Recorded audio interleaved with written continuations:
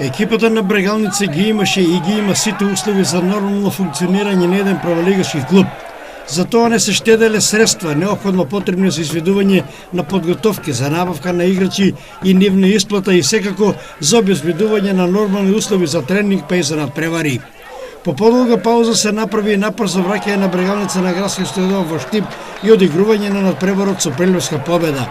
Но и покрај преземените сите активности, резултатите барем за сега не се задоволителни и полека, но сигурно се пали црвеното светло за аларм. Фудбалскиот клуб Брегалница е икона на градот Штип. Секој сака Брегалница.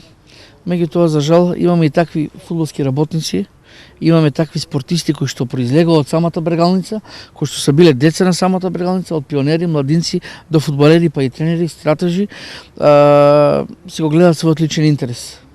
Денес, кога се наоѓаме пред обстанок, клубот кога мора да обстане, ги даваме сите сили. Локалната самоуправа, еве, како што и сами гледате, заедно со Фудбалската федерација на Република Македонија го следува фудбалскиот терен. Што требаше да направиме ние како управа на Брегалница го направивме. Значи, додатно ги следивме помошните терени, ги следивме трибините. Еве сега тече тендерска постапка за покривање на оваа трибина.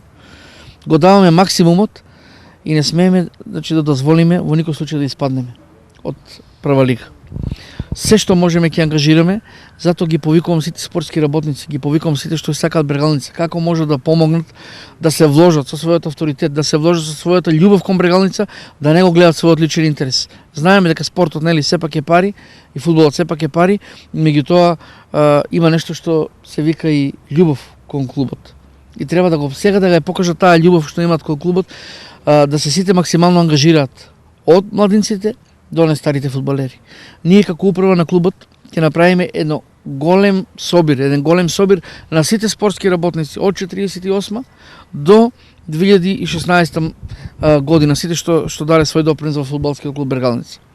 Сакам да најавам дека деновиве сме во преговори со две фирми и едната фирма веќе пројави голем интерес за да влезе ортак со општината 50-50 и така да полу ќе биде приватизирана екипата на Брегалница кога ќе се запознат тези законски мерки, така да со самото тоа Брегалница ќе зајакне, значи ќе има ред, ќе има успех.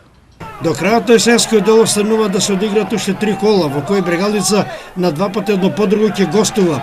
Најпрви на Шкупје, а потоа и на Македонија Ѓорче Петров, за да на 4 декември на градски во Штип ја пречека екипата на работнички, со што ќе се спушти есенската фудбалска завеса.